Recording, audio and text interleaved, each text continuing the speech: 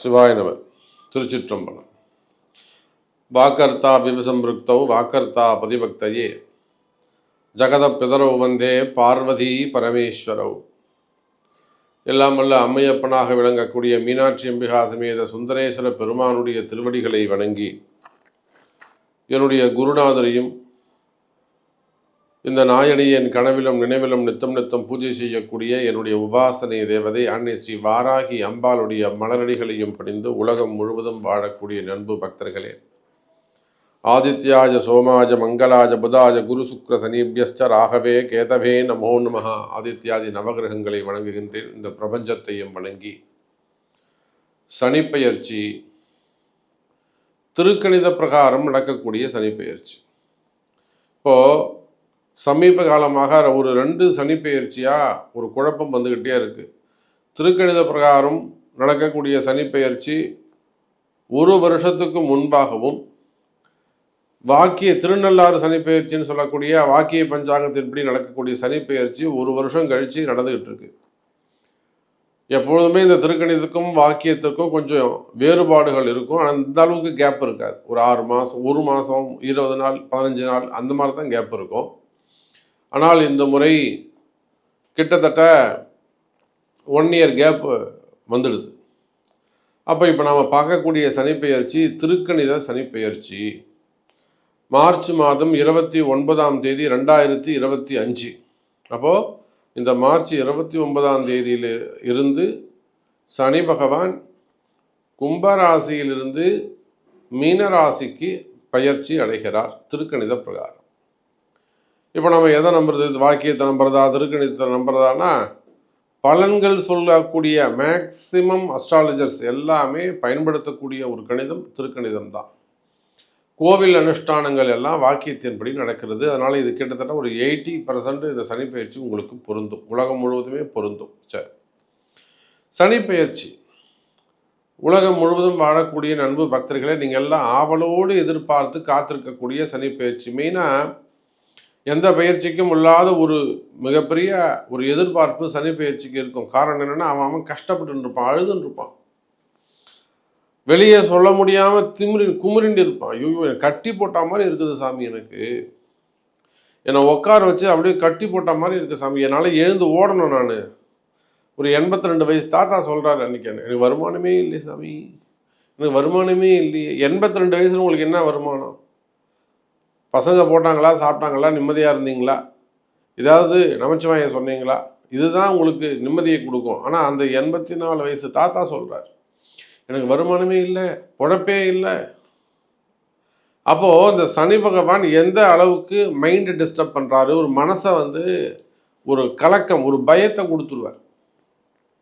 அவன் எவ்வளோ பெரிய தைரியசாலியாக இருந்தாலும் சரிதான், அந்த மனக்குழப்பம், மன பயம் விடும். ஃப்யூச்சர் என்ன ஆகுமோ, ஃப்யூச்சர் நமக்கு பெட்டராக இருக்குமா, நம்ம தோற்று போயிடுவோமா, இன்றைக்கி இருக்கிற ஸ்டேஜ் காப்பாற்ற முடியுமா, இல்லை இந்த ரேங்க்லேருந்து இந்த ஸ்டேஜ்லேருந்து நம்ம இன்னும் லோயஸ்ட்டாக இறங்கி போயிடுவோமோ, லைஃப் மாறிடுமோ, இதை விட நம்ம வின் பண்ணவே முடியாதா, நம்ம பசங்களுக்கு என்ன பதில் சொல்கிறது, பொண்டாட்டிக்கு என்ன பதில் சொல்கிறது, சொசைட்டி நம்ம பார்க்குறவங்களாம் சிரிச்சிருவாங்களோ, இப்படின்னு தேவையில்லாத மனபயம், மனக்குழப்பம், அதே போல் கலகம், அதே போல் உடல்நிலை ஆரோக்கியம், மெயினாக ஆயுள் பாவம் சம்மந்தப்பட்ட இந்த சனி பகவான் எனக்கு 7.5 சனி, எனக்கு 8.5 சனி, ஜென்ம சனி, அர்த்தாஷ்டம சனி, அஷ்டம சனி, கண்டச்சனி, இதெல்லாம் வந்ததுலேருந்து எனக்கு ஹெல்த் இஷ்யூஸ் ரொம்ப வந்துடுது சாமி. உடல்நிலை நல்லா இருந்த உடம்பு, நம்ம நிறைய கேள்விப்படுறோம். அவர் ஜிம்மில் அவர் ப்ராக்டிஸ் கொடுக்கக்கூடியவராக இருப்பார். அவரே அதிகமாக ப்ராக்டிஸ் பண்ணான்னு சொல்லிட்டு அங்கேயே ஹார்ட் அட்டாக் கிட்டத்தட்ட ஒரு 3 பேர் நாம் நேரடியாக நியூஸில் பார்த்தது 3 பேர். இப்போ ஊருக்கெல்லாம் கற்றுக் கொடுக்கக்கூடியவர், எதை பாடி ஹெல்த்தாக வச்சுக்கணும், லாங் டைம் வாழலாம், டெய்லி எக்ஸசைஸ் பண்ணிங்கன்னா 100 வயசு வரலாம், நோய் நொடி இல்லாமல் வாழலாம். அதுக்கு தானே ஜிம்முக்கு போகிறீங்க, அதுக்கு தானே எக்ஸசைஸ் பண்ணுறோம். ஆனால் அது பண்ணுறதாலே அவர் உயிர் போயிடுச்சு. அப்போ இதெல்லாம் யாருடைய கண்ட்ரோலில் இருக்குன்னா, கர்மா, அந்த கர்மா விதி யாருடைய கண்ட்ரோலில் இருக்குதுன்னா சனி பகவானுடைய கண்ட்ரோலில் இருக்குது. அப்போ உலகம் முழுவதும் வாழக்கூடிய நண்பு பக்தர்களே, உங்களுக்கு யாராக இருந்தாலும், சிஎம்மாக இருந்தாலும், பிஎம்மாக இருந்தாலும், அவன் எவ்வளோ பெரிய அதிகாரியாக இருந்தாலும், உயர்ந்த நிலையில் இருந்தாலும், மல்டி பிஸ்னஸ் பண்ணக்கூடியவங்களாக இருந்தாலும், அல்லது ஒரு பெரிய பிஸ்னஸ் மேனாக இருந்தாலும், கோடி கோடியாய் பணம் இருந்தாலும், லட்சம் கோடியாக பணம் இருந்தாலும், உலகம் முழுவதும் அவர் பிஸ்னஸ் பண்ணாலும், உலகத்தையே ஆட்டி படைக்கக்கூடியவராக இருந்தாலும், ஏன்னா நம்ம எல்லாரையும் பார்த்துட்டோம். ஒசாமா பின் லாடன் அவரையும் பார்த்துட்டோம். அப்புறம் சதாம் ஹுசைன் அவரையும் பார்த்துட்டோம். அப்போது உலகத்தையே ஆட்டி படைச்சாங்க அவங்கெல்லாம். அவங்கள பார்த்தா உலகம், அவர் பேரை சொன்னால் உலகமே நடுங்கும். என்ன செய்வானோ, என்ன மாதிரியான கெடுதல் செய்வானோன்னு பயப்படும். ஆனால் அவங்களுக்கு கூட முடிவு காலம் என்ன? விதி தான். அப்போ யாராக இருந்தாலும், அவன் எவ்வளோ பெரிய ராஜாவானாலும், எவ்வளோ பெரிய தைரியசாலி அல்லது எவ்வளோ பெரிய திறமசாலியாக இருந்தாலும், விதின்னு சொல்லக்கூடிய அல்லது கர்மான்னு சொல்லக்கூடிய சனி பகவான் முன்பு முட்டி போட்டு தான் ஆகணும். சார் அவர் ரூம்லையா போய் முட்டி போடுவான் சார். யாருக்கும் தெரியாத மாதிரி வெளியில் தெரியுமா பேசுடா, கவுண்டர் பண்ணி மாதிரி தான் நான் அடிச்சிடுவேன்டா ஐன்னு கத்தி எட்டுன்னு வெளியில் வருவான். ரூம் உள்ளே போய் முட்டி போட்டே ஆகணும், கை கட்டி தான் ஆகணும். அப்போ சனியை மிஞ்சிய ஒரு கிரகம், தட்டி கேட்கக்கூடிய ஒரு கிரகம் வேறு எதுவும் இல்லை. ராகுலாம் பழி வாங்கக்கூடிய கிரகம். அவன் என்ன தப்பு பண்ணியிருக்கானோ அந்த தப்பு என்ன தப்பு செஞ்சாங்கிறத ஜாதகத்தை சுட்டி காட்டக்கூடிய ஒரு கிரகம், அது பழி வாங்கும். சனி பகவான் பழி வாங்கக்கூடிய கிரகம் அல்ல, தட்டி கேட்கக்கூடிய கிரகம். அப்போ இந்த சனி பகவான் தான் டிசைட் பண்ணுறார். இன்னும் இந்த மாதிரிலாம் நீ தப்பு பண்ணியிருக்கப்பா, நீ 7.5 சனி உனக்கு ஸ்டார்ட் ஆகுது, இது என்னுடைய டைம், நான் உனக்கு கேள்வி கேட்க போகிறேன், நீ பதில் சொல்லு. நான் கேட்குற கேள்வி நீ பதில் சொல்லியா? வாங்க போனியா? ஆமாம் போனேன். ஏன் தப்பு பண்ணேன்? இந்தா வாங்கிக்கோ, மெமோ வாங்கிக்கோ.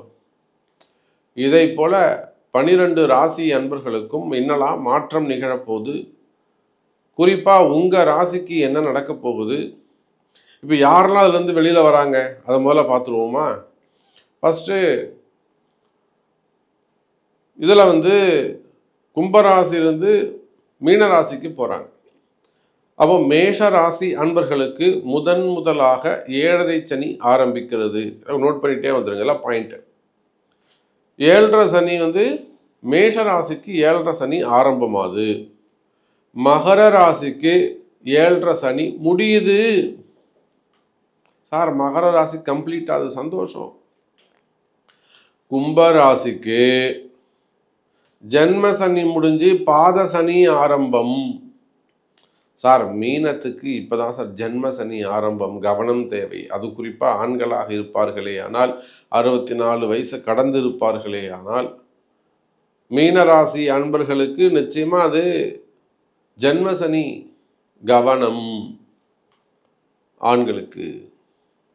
சரி, இத்தனை நாளாக கடகராசி அன்பர்கள் அழுது இருந்தாங்களே, எனக்கு அஷ்டம சனி.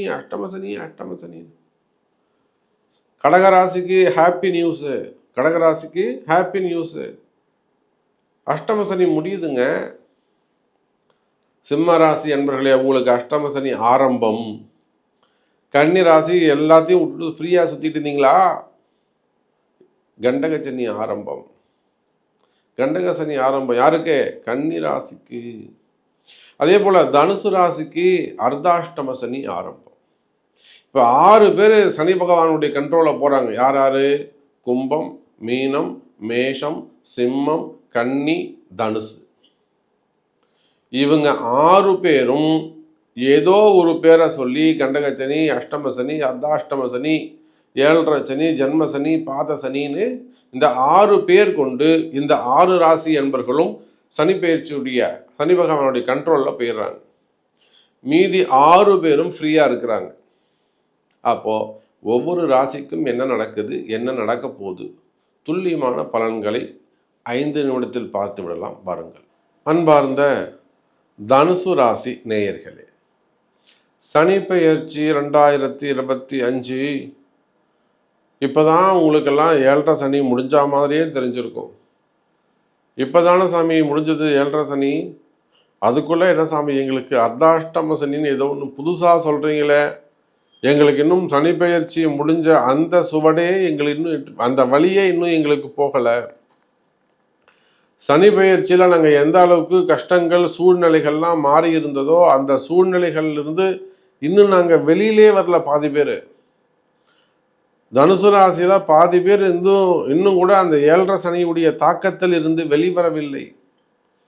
கொஞ்சம் ஒரு 70% 80% வெளியில் வந்துட்டோம். இன்னும் 20% சிக்கலில் மாட்டிக்கிட்டு இருக்கோம் சாமி. நாங்கள் அதுக்குள்ளே நீங்கள் அர்த்தாஷ்டம சனின்னு ஒன்று புதுசாக சொல்கிறீங்களே, அது ஏதாவது எங்களை இம்சை பண்ணுமா அப்படின்னு பயம் வேண்டாம். தனுசு ராசி என்பர்களே, இந்த அர்த்தாஷ்டம சனி மொத்தம் 2.5 ஆண்டு காலம் 2027 டிசம்பர் வரையிலும் உங்களுக்கு உண்டு. ஆனால் 2026 மே மாதம் வரை குரு காப்பாற்றுவார். திரும்பவும் 2027 மே மாதத்திலிருந்து எண்டு வரலும் குரு காப்பாற்றுவார். என்ன சொல்கிறீங்க? புரியலையே. இந்த அர்த்தாஷ்டம சனி உங்களுக்கு அஷ்டம சனியில் பாதி கஷ்டங்களை கொடுக்கும். ஆனால் இந்த மே மாதம் 11ஆம் தேதியே குரு பயிற்சி நடக்க போகுது. அந்த குரு பயிற்சி நடந்தனா குரு மிதுனத்துக்கு தனுசு ராசியை பார்த்து விடுவார். அப்போ சனி போன்ற அசுப கிரகங்கள், கடுமையான கஷ்டங்களை கொடுக்கக்கூடிய கிரகங்கள் எல்லாம் எவ்வளோ ஒரு பாவத்துவமான கொடிய விஷத்தை கொடுத்தாலும் குரு பார்வைப்படுமேயானால் அந்த கஷ்டங்கள் விலகிவிடும். அப்போ உலகம் முழுவதும் வாழக்கூடிய தனுசு ராசி என்பர்களே, இந்த அர்த்தாஷ்டம சனி எனக்கு தெரிஞ்சு ஒரு 9 மாதம் மட்டும்தான் உங்களுக்கு ஆக்டிவேட் ஆக போகுது. 36 மாதங்கள் அப்படி இல்லைனாக்கா 30 மாதங்கள். 30 மாதங்களில் ஒரு 20 மாதம் நீங்கள் ஃப்ரீயாக இருப்பீங்க. 10 மாதம்தான் உங்களுக்கு கஷ்டம். அந்த குரு கடகத்தில் இருக்கும்போது மட்டுமே. அது கூட உங்களுக்கு அந்த குருவும் சனியும் திரிகோணத்தில் தொடர்பு ஏற்பட்டு விடும். அப்போ எனக்கு தெரிஞ்சு இந்த முறை அர்த்தாஷ்டம சனியால் தனுசு ராசிக்கு எந்த விதமான பாதிப்பும் ஏற்படாது. மாறாக குரு சனி தொடர்பு ஏற்படுகின்ற காரணத்தினால் ஒரு சுபத்துவம் ஏற்பட்டு ஒரு சுபகிரகம் அசுபகிரகமும் தொடர்பு கொண்டு அந்த அசுபகிரகமும் சுபத்துவம் பெற்று தனுசு ராசி அன்பர்களுக்கு பலவிதமான யோகங்களையும் நன்மைகளையும் வாரி வழங்கக்கூடிய அற்புதமான கால சூழ்நிலை மாறுகிறது. அப்பொழுது உலகம் முழுவதும் வாழக்கூடிய தனுசு ராசி அன்பர்களே, இந்த சனி பெயர்ச்சி உங்களுக்கு அற்புதமான சனி பெயர்ச்சியாக அமைகிறது. யாராவது இது அர்த்தாஷ்டம சனி நடக்குது, உங்களுக்கு அப்படி இருக்கும், அப்படி கஷ்டம் வரும், இப்படி கஷ்டம் வரும்னு யாராவது சொன்னாங்கன்னா நம்பாதீங்க.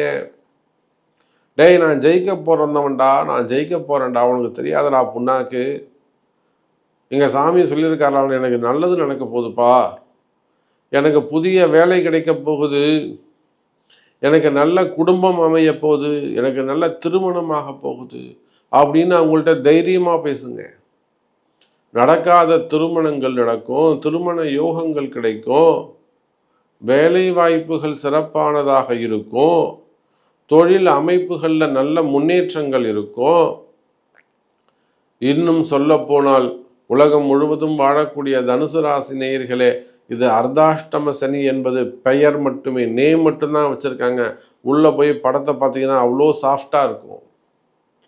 அப்போ இந்த சனி பெயர்ச்சி தனுசு ராசி அன்பர்களுக்கு நல்ல யோகமான சனி பெயர்ச்சியாக அமைகிறது என்பதை ஊர்ஜிதமாக சொல்லிக்கொண்டு, உங்களை யாராவது பயமுறுத்துற மாதிரி சொன்னாங்கன்னா நம்பாதீங்க, நல்லது தான் நடக்கும் என்பதை சொல்லிக்கொண்டு மீண்டும் ஒரு அற்புதமான பதிவில் உங்களை சந்திக்கிறேன். நன்றி. நமச்சிவாயம். ஜெய் வராகி.